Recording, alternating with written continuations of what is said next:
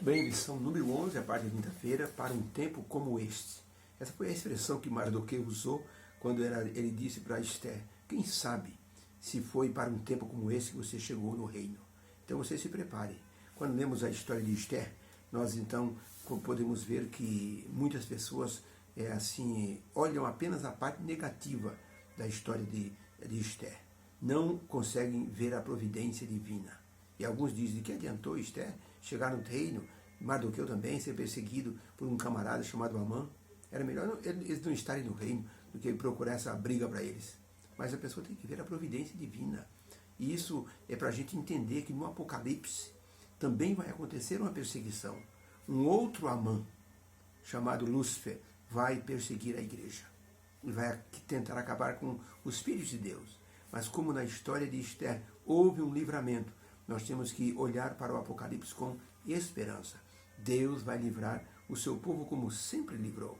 Então, no momento certo, o Senhor Deus vai providenciar aquilo que vai ser profeticamente a libertação, o livramento, tá? Deus está no comando de tudo. Ele nos sinaliza com suas promessas de libertação e proteção. No tempo do fim, Deus agirá mais intensamente. Quando o povo saiu do Egito, Deus disse: olha, agora vocês vão conquistar a terra prometida. O meu anjo vai adiante de vocês e é ele que vai destruir todos os inimigos de vocês. A luta não é vossa, a luta é minha. E Deus capacitou o povo de Israel para conquistar a terra. Deus está nos capacitando para conquistarmos a Canaã celestial. Só que a briga não é com seres humanos, é o poder das trevas. Então, se é com o poder das trevas, Deus tem o poder de limitar esse poder e de interferir no momento certo. Pergunta número 5. Olhando o livramento que o povo judeu teve da perseguição feita por Amã, que lições nós tiramos sobre a situação do povo de Deus no tempo do fim? Então, rememorando, o Amã soube que Mardoqueu era judeu e disse: vou acabar com esse camarada e o povo dele. Falou com o rei assinou um decreto para acabar com os judeus num certo dia. Todo mundo estava preparado para isso. Foi então que Mardoqueu soube disso, chamou a rainha Esther, disse: está acontecendo isso, o Amã vai acabar com a gente. Então você se prepara para que você possa agir em nosso favor. Porque quem sabe não foi para esse tempo que Deus colocou você no reino. Não foi à toa que você veio para esse reino, Esther. Não é porque você é bonitinha, é porque Deus tem um plano para você. Então a rainha Esther jejuou 3 dias. Vamos ao texto. Olhando o livramento que o povo judeu teve da perseguição feita por Amã, como isso nos leva para as perseguições no tempo do fim e o livramento que Deus fará. Esther, capítulo 4, verso 13 e 14. Então Mardoqueu mandou que respondessem a Esther, dizendo: não imagines você no seu íntimo que porque você está na casa do rei, você vai escapar só tu entre todos os judeus. Porque se de você de todo te calares, neste tempo, socorro e livramento de outra parte sairá para os judeus.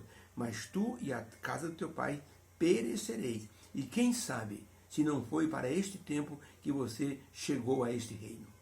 Mardoqueu foi muito claro: Esther, você chegou aí pela providência divina. Você ganhou um concurso. Eu te inscrevi no concurso, você ganhou.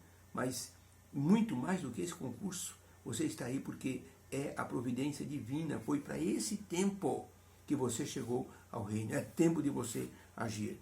Esther 5, de 1 a 3, sucedeu, pois, que no terceiro dia Esther se vestiu com trajes reais e se pôs no pátio interior da casa do rei, defronte do aposento do rei. E o rei estava sentado sobre o seu trono real. Sucedeu que o rei, vendo a rainha Esther, que estava no pátio, estendeu para Esther o cetro de ouro que tinha na sua mão. E Esther se chegou e tocou na ponta do cetro. Então o rei lhe disse: o que queres, minha rainha? Ou qual é a tua petição? Até metade do reino se te dará.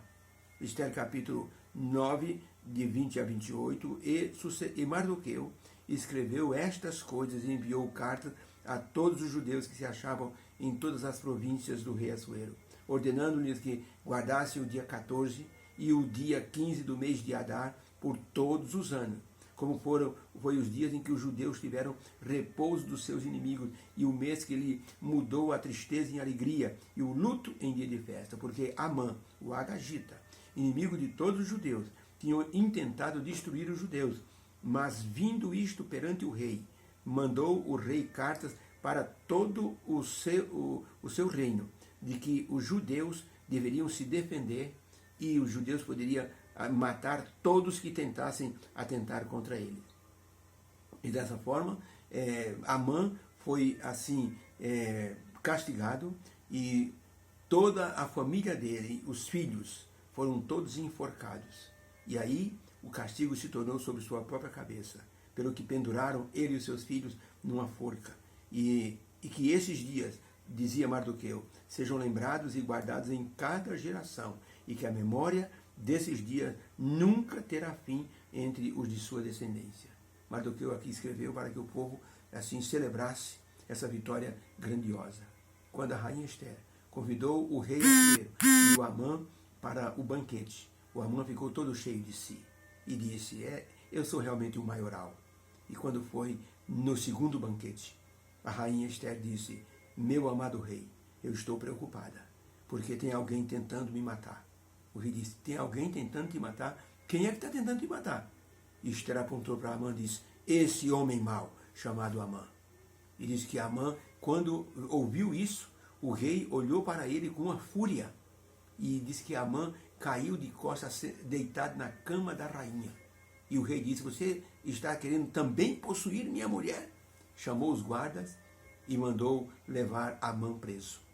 Disseram então para o rei Assuero, o Amã mandou fazer uma forca, trouxe a forca, está aqui no palácio, porque ele tentava assim enforcar Mardoqueu.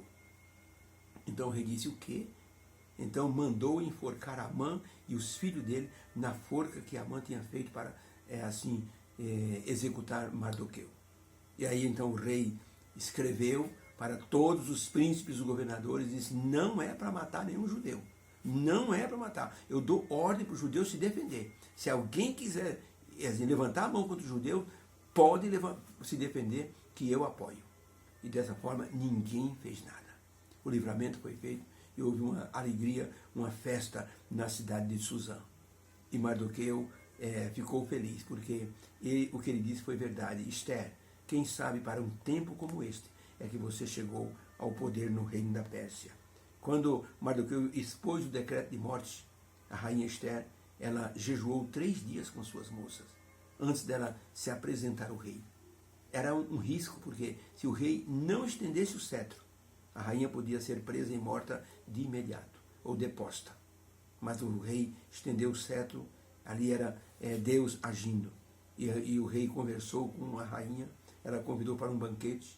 No segundo banquete é que ela declarou o problema que estava assim acontecendo. Deus sempre vai providenciar um meio dos seus filhos serem libertos da opressão e da perseguição. Quando aconteceu os 1260 anos, um tempo, 2 tempos, metade de um tempo, Daniel, capítulo 8, ele fala. Então, o que aconteceu? Deus providenciou o poder papal perseguindo a igreja. Então, o Papa queria mandar até no imperador Napoleão Bonaparte, imperador da França. Foi aí que Napoleão Bonaparte chamou o general Berthier e disse, você vai até o Vaticano, prenda aquele homem e traga para cá. E então prendeu o Papa, tirou ele do poder, porque o que aconteceu? Quando Constantino mudou a cidade de Roma para Constantinopla, o imperador Constantino perguntou, quem que eu vou deixar governando Roma? Aí disseram, olha, tem lá o bispo de Roma. Então chamou o bispo e disse, você manda na cidade.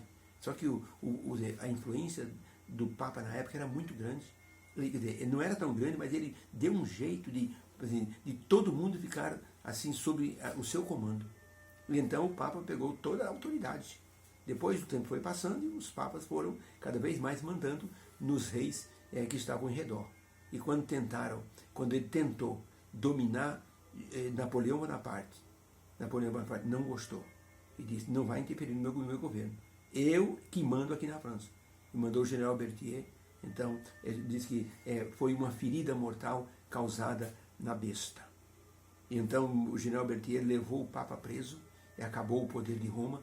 E ali, naquele momento, 1798, terminou a perseguição dos cristãos. Deus interferiu de maneira plena. Por isso, vale a pena confiarmos no Senhor nosso Deus. A Bíblia diz que quando a mulher foi perseguida pelo dragão, diz que o dragão jogou um rio para levar a mulher embora, para arrastar a mulher. Diz que a terra abriu a sua boca e engoliu o rio que o diabo tinha feito. Ou seja, quando estavam perseguindo, mudaram da Europa para os Estados Unidos ou para o continente americano, e ali passou a perseguição. A terra abriu a sua boca. Deus providenciando livramento. Por isso, confiemos em Deus. Ele está no poder, no comando de todas as coisas. Ele tem poder para nos livrar. Uma mulher estava passando muita necessidade. Ouviu um programa de rádio evangélico e o programa dizia: se você está passando por alguma dificuldade, algum problema, ligue para cá agora e converse com os nossos apoiadores. A mulher ligou e disse: olha, eu estou em grande aflição porque tenho filhos pequenos e eu estou sem comida, meu marido faleceu, eu sou viúva, eu não tenho a quem recorrer. Eu ouvi o programa de rádio agora, eu estou ligando para ver se vocês podem me ajudar. Claro, minha senhora, podemos ajudar assim. Então o apresentador na hora disse: se existe algum ouvinte que gostaria de ajudar essa senhora, ligue para cá, que eu lhe passo o endereço, você então leva uma compra para ela. Um bruxo, um homem de uma seita satânica, estava ouvindo o programa e disse: vou pregar uma peça nessa mulher. Chamou o secretário dele e disse: olha, faça uma compra do supermercado e leva na casa dessa crente que pediu aí um apoio pelo rádio. E na hora que ela perguntar quem mandou, vocês dão uma grande gargalhada e diz: foi o diabo que mandou isso para a senhora. O nosso mestre é um sacerdote do diabo e ele mandou isso para a senhora. E os homens foram lá, batendo na porta, entregaram as compras, a mulher botou tudo em cima da mesa, ficou feliz. E a mulher perguntou: quem é que mandou isso aí? Os homens disseram que quem mandou foi o capeta, foi o diabo. O nosso mestre, ele é sacerdote de uma seita satânica. Mandou para a senhora ver que o seu Deus não tem nada a ver. Foi o diabo que mandou isso para a senhora. A mulher, com tranquilidade, disse: meu filho, não seja bobo. Aprenda uma coisa: quando Deus manda, até o diabo obedece. E os homens caíram com a cara no chão e foram dizer isso para o mestre deles, e o mestre ficou assim por conta. Não esperava que a mulher desse essa resposta. Quando Deus manda, até o diabo obedece. Deus tem o controle. Vai trazer livramento aos seus filhos no tempo certo, como deu livramento no tempo de Esther.